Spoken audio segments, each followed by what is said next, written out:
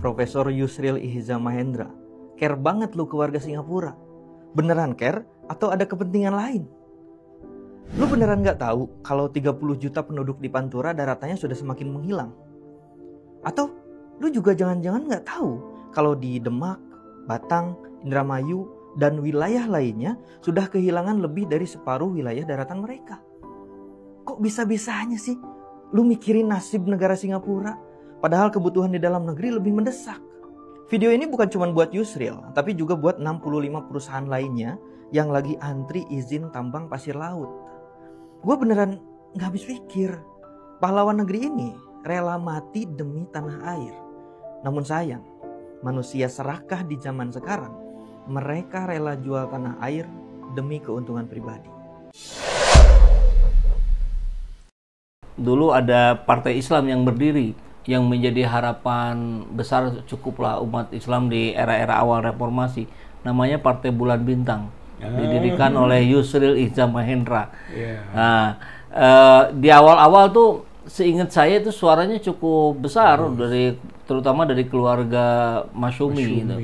Tapi makin kesini makin kecil terus makin kecil. Dan ketika melihat Pak Yusrilnya pun ya mungkin kalau saya secara pribadi bisa bilang 11-12 lah sama Jimli gitu. Komentar-komentarnya banyak yang antara dia sekarang dengan dia yang dulu aja lain gitu, bisa dipertentangkan. Betul. Artinya inkonsistensi. Nah, sangat disayangkan sekali sebetulnya karena berawal dari yang disebut dengan Partai Islam, menaungi aspirasi Masyumi. Nah, kemudian bahkan terakhir kita dengar, punya ini juga nih surat izin menambang pasir laut ini.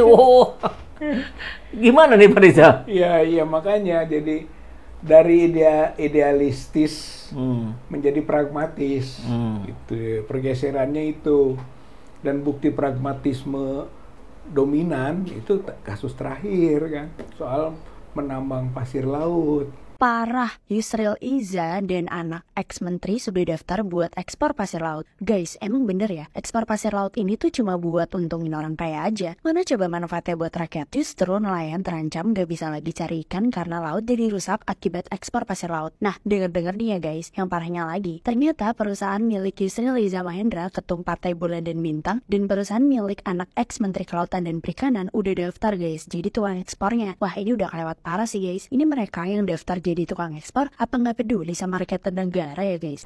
Itu dia ketika ada PP 26 tahun 2023 pengelolaan sedimen itu kan di laut, itu sedimen di laut tuh gitu kan.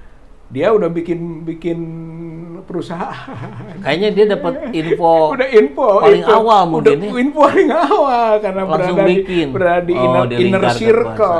inner circle gitu kan, karena sebelumnya juga kan siapa ini Pak Yusril ini menjadi pembela gitu kan dalam kasus gugatan di MK ya kan, pembelanya Prabowo Gibran.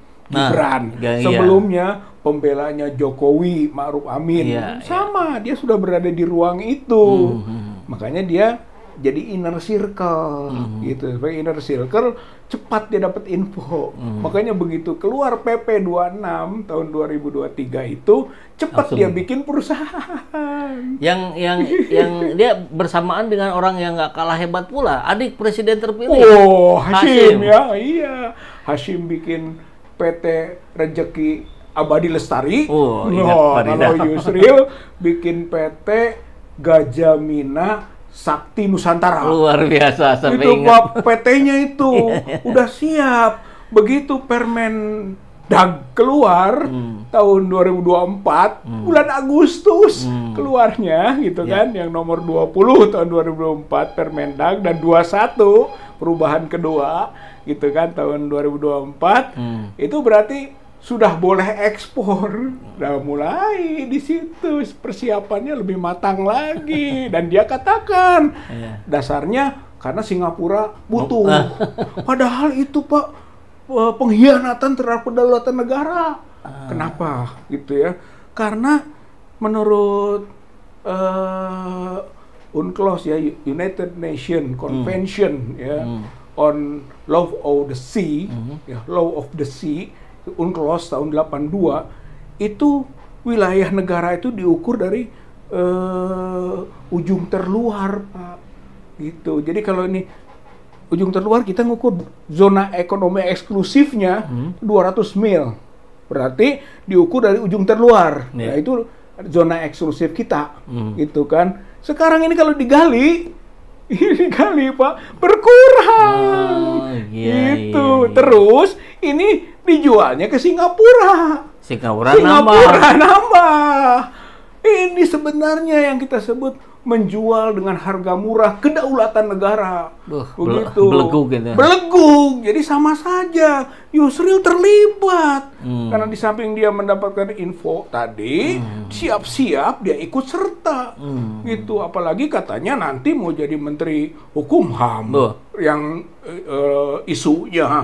Berarti dia punya perusahaan, dia menteri, dan Menteri Hukum HAM berkaitan dengan juga nanti kedaulatan hukum laut. Ini menyangkut masalah hukum laut, Pak, Law of the Sea, gitu. Dan aturannya begitu, berarti bahaya sekali, gitu. Ini menjual dengan harga murah kedaulatan negara, belegug juga, Pak.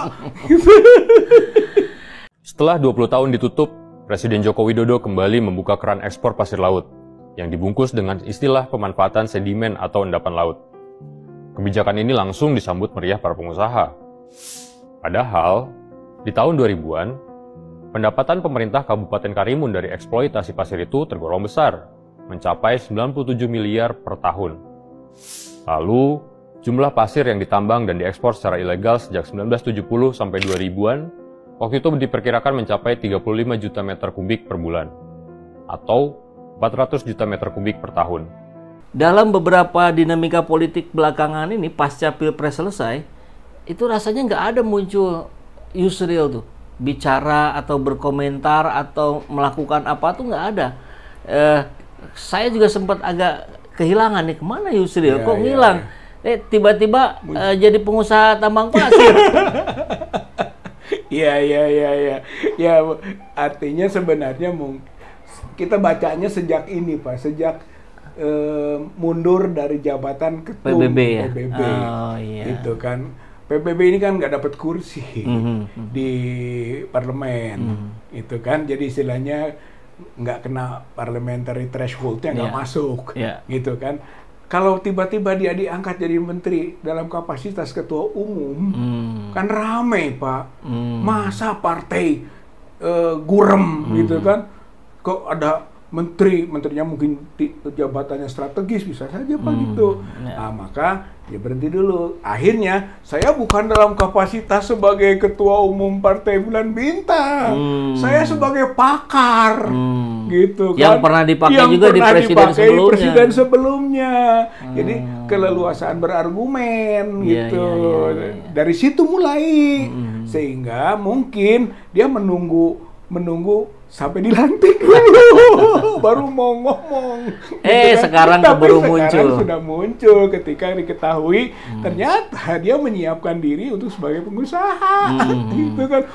Itu konflik kepentingan, Pak, nanti. Tapi seingat saya memang pengusaha juga beliau, cuman di bidang-bidang yang lain. Iya kan, sebagai advokat ya pengusaha juga lah ya, betul, gitu kan. Dia sebagai wirausaha di bidang hukum, gitu kan. Dia buka law firm, kantor hukum, gitu kan, dan itu yang selalu dijadikan tameng juga.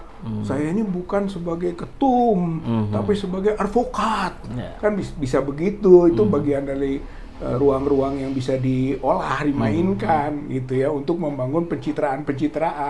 Itu bisa, itu usaha juga boleh lah, karena itu bagian dari profesi.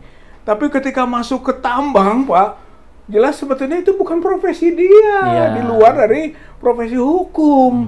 Walaupun nanti ada, gitu kan, bisa perselingkuhan hukum bisa dilakukan karena menyangkut hukum laut ini, hukum internasional. Ada pasir-pasir tadi yang dipindahkan, gitu kan. Tapi secara domain umumnya, domain umum nggak bisa, nggak masuk. Apalagi dia di bidang kontraktornya misalnya, Iya. ngeruk-ngeruknya, ngeruk-ngeruk pasirnya, tapi Jangan-jangan nanti di subkon lagi tuh, ya, Subkon ngelewat doang. bisa jadi, Calo. bisa jadi.